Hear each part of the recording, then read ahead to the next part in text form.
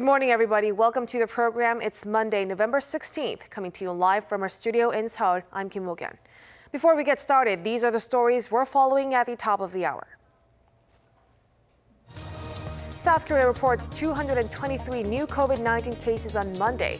With figures staying above the 200 mark for the third straight day, authorities are looking to raising the nation's social distancing level to 1.5. After reporting over 90% efficacy on its trial vaccine, the CEO of BioNTech says that the world could return to normality by next winter if everything goes as planned.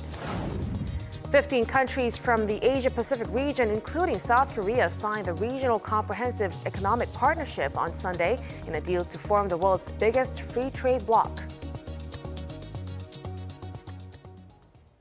On the COVID-19 situation here in South Korea, the country reported 223 new cases on Monday, staying above the 200 mark for the third straight day. With continuing cluster infections nationwide, authorities are considering raising the social distancing level to 1.5. Of the new cases, 193 were locally transmitted, most of which were in the greater capital area. 30 cases were from overseas, and the total number of cases now stands at over 28,700. One more additional death has been reported, with the death toll rising to 494. Countries across the globe are breaking new daily highs of COVID-19 infections. The U.S., Europe, and Japan are among many regions faced with the virus spiraling out of control. Our Choi Min-jung has a wrap-up. Countries around the world are seeing record-high new daily cases with soaring COVID-19 infections. According to Johns Hopkins University data, the U.S. reported the highest single-day tally last Friday, with over 184,000 cases. This comes just a little more than a week after the country first surpassed 100,000 daily infections. On Saturday, the country continued to see similar high numbers, marking 12 consecutive days passing the 100,000 mark. In terms of total confirmed cases, the U.S. reached 11 million as of Sunday, with 1 million cases added within the last week. The situation in Europe got worse over the past week, with countries reporting new daily records and imposing new lockdowns. On Saturday, Russia confirmed over 22,000 new daily cases for the first time since the pandemic began, bringing their official total to 1.9 million. Following record-high daily figures over in Austria, the government announced a full lockdown, which is set to take effect from Tuesday local time. During the tougher 3-week lockdown, people will be restricted from leaving their homes with the exception of buying everyday goods. My urgent request for the next few weeks is, don't meet anyone. Every social contact is one too many. Spend your free time only with the people you live with in the same household. Japan also hit new daily highs on Saturday with over 1,700 cases. The country has seen new case records for 3 days in a row, with daily cases topping 1,000 for the 6th consecutive day as of Sunday. Choi Min-jung, Arirang News. Face masks and social distancing measures are here to stay even after the vaccine. That's according to the top infectious disease expert in the U.S., Dr. Anthony Fauci, on CNN's Sunday show State of the Union. Fauci said the vaccine may be 90 to 95% effective for the general population, but added, quote, "You don't necessarily know for you how effective it is." He said the availability of vaccines will make the situation less stringent, but abandoning all public health measures completely would not be a good idea. The chief executive of BioNTech, one of the companies working with Pfizer on developing a COVID-19 vaccine, says he is hopeful its potential vaccine could help life return to normality by next winter. Our Im Sung-jae reports. It's been nearly a year since the first outbreak of COVID-19, a virus which has killed over 1 million people worldwide and infected over 54 million. With the massive global resurgence, returning to how things were pre-pandemic remains gloomy. However, the CEO of BioNTech, Ugur Sahin, speaking to the Andrew Marr Show on the BBC on Sunday, said the chance of getting the pandemic under control has received a boost since Pfizer and the German BioNTech company reported last week an over 90% efficacy on its trial vaccine. According to Sahin, if all goes as planned, the world could return to normality by next winter. On when the first batch could be available, Sahin says it could be delivered from the end of this year or the start of 2021 if everything continues to go well. He added the company's goal is to deliver more than 300 million doses through April next year, which could start to curb the spread of the virus.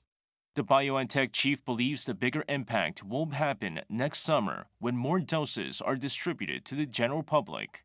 Last week, Pfizer announced that the trial vaccine was more than 90% effective in preventing the virus among volunteers who had no evidence of prior COVID-19 infection. If the results hold up, the level of protection could be similar to highly effective childhood vaccines, such as those for measles. Im Sung-jae, Arirang News. President Moon Jae-in on Sunday wrapped up 4 days of diplomacy with the members of the ASEAN, otherwise known as the Association of Southeast Asian Nations. They and several other countries in the Asia-Pacific region signed the Regional Comprehensive Economic Partnership, a deal to form the world's biggest free trade bloc. Our Blue House correspondent, Im Sung-jae, reports. The Regional Comprehensive Economic Partnership, or RCEP, was signed Sunday by 15 member states in the Asia-Pacific region. Those include the 10 ASEAN members plus South Korea, China, Japan, Australia, and New Zealand. It becomes the largest free trade pact in the world, accounting for about 30% of the global economy and population. During summit talks before the signing, President Moon said that he is certain that RCEP will contribute to restoring multilateralism not only in the region but around the world, and to developing an order of free trade. The president added that he will work together with the member states to make RCEP a joint community for co-prosperity that leads the post-COVID-19 era. In a joint statement, the signatories welcomed the deal, saying it reflects their strong commitment to supporting an economic recovery and job creation. They added that it's an important step towards an ideal framework for global trade and investment, and that RCEP will open a vast range of opportunities for businesses located in the region. The members also left the door open to India, which backed out of the deal because of concerns it would hurt its domestic industry and agriculture. The pact will see a significant elimination of tariffs, as it aims to liberalize trade in goods and services, investment, economic, and technical cooperation. South Korea's top office expects RCEP to support the Moon administration's new Southern policy, which seeks to deepen ties with regional partners. President Moon expressed hope that through RCEP, the member states will be able to accelerate their cooperation and exchanges and overcome the COVID-19 pandemic together. Now they have to complete their domestic ratification procedures for the mega deal to take effect. Kim Min-ji, Arirang News. The November 3rd U.S. presidential election may be over, but Trump is still holding on to claims about the election fraud and insists that he will not concede. And Trump supporters have taken to the streets to back those claims, resulting in violence between extreme groups. Our Lee Kyung-eun has the latest. While largely limiting appearances on camera, U.S. President Donald Trump is consistently active on Twitter. He took to social media again on Sunday, saying Biden, quote, won the election, but only because it was rigged. Previously, he was more in denial of Biden's victory, saying in his first press briefing after his defeat that time will tell who will take the White House. Given the side-shifting rhetoric, local media, including CNN, regarded the tweet as the start of Trump's acknowledgement of the election result. But Trump quickly disagreed, taking to Twitter again to explain that Biden has won only in the eyes of the, quote, fake news media. He added that he will not concede, keeping his previous stance. And Trump is not alone in making these baseless arguments that so far have no concrete evidence. On the previous day, tens of thousands of Trump supporters took to the streets in Washington. They held up Trump flags and chanted, "Stop the steal," echoing Trump's comment that Democrats have stolen the election. Look, I just want this isn't over.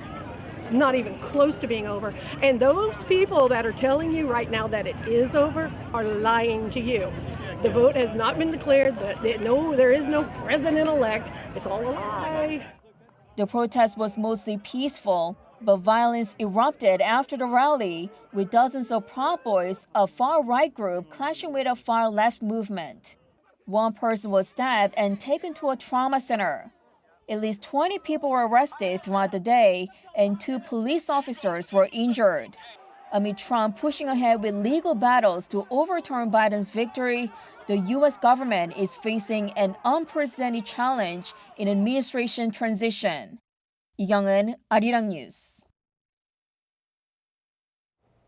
A former U.S. Special Representative for North Korea policy says he believes the regime is disappointed President Trump isn't expected to win the U.S. presidential election.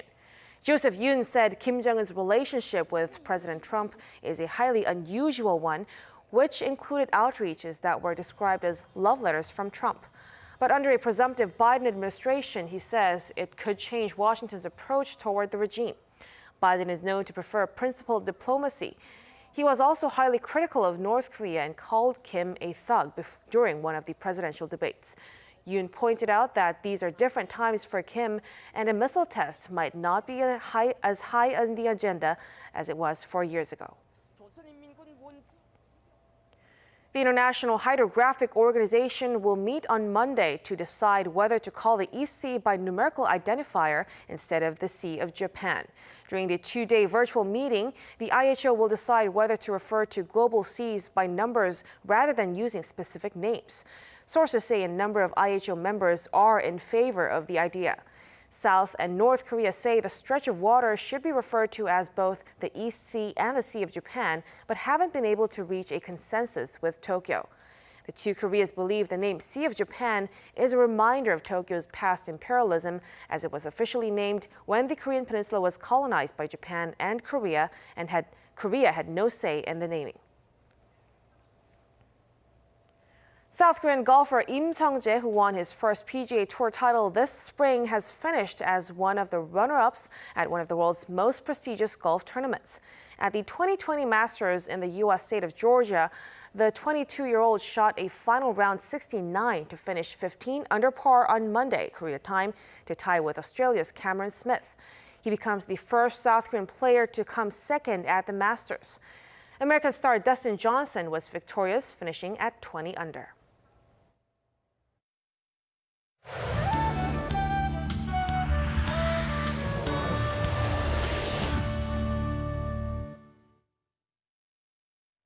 Good morning. The skies of Korea are covered in a layer of fine dust. In fact, many western parts of the country in particular are choking right now with an ultra-fine dust advisory being in place. So please have a face mask that can block ultra-fine dust today.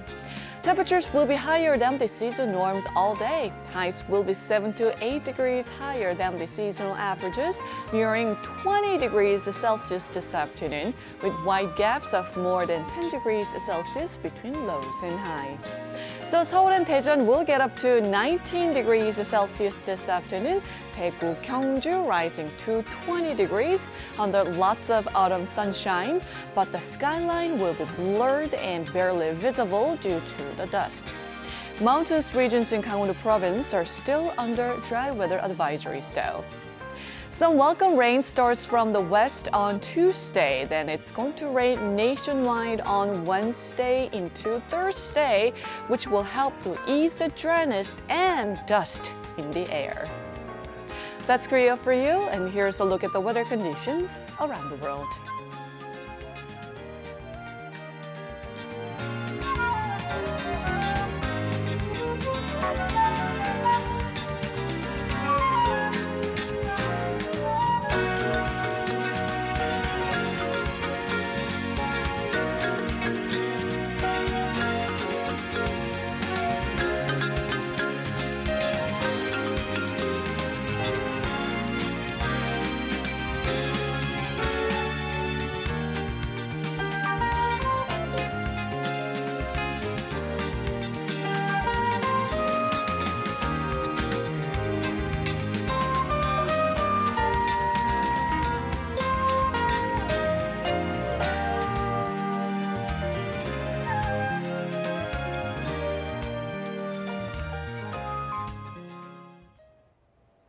And that's a wrap for us at the hour on Arirang News. We'll be back with more of the day's headlines at noon Korea time, so stay tuned. Thank you for watching and goodbye.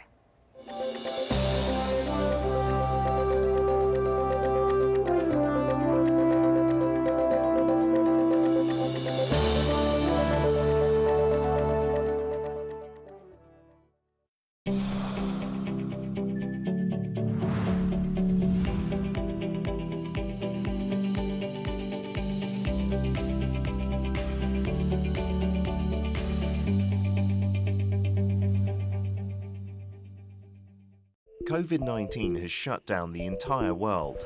Over 1 million people have died from coronavirus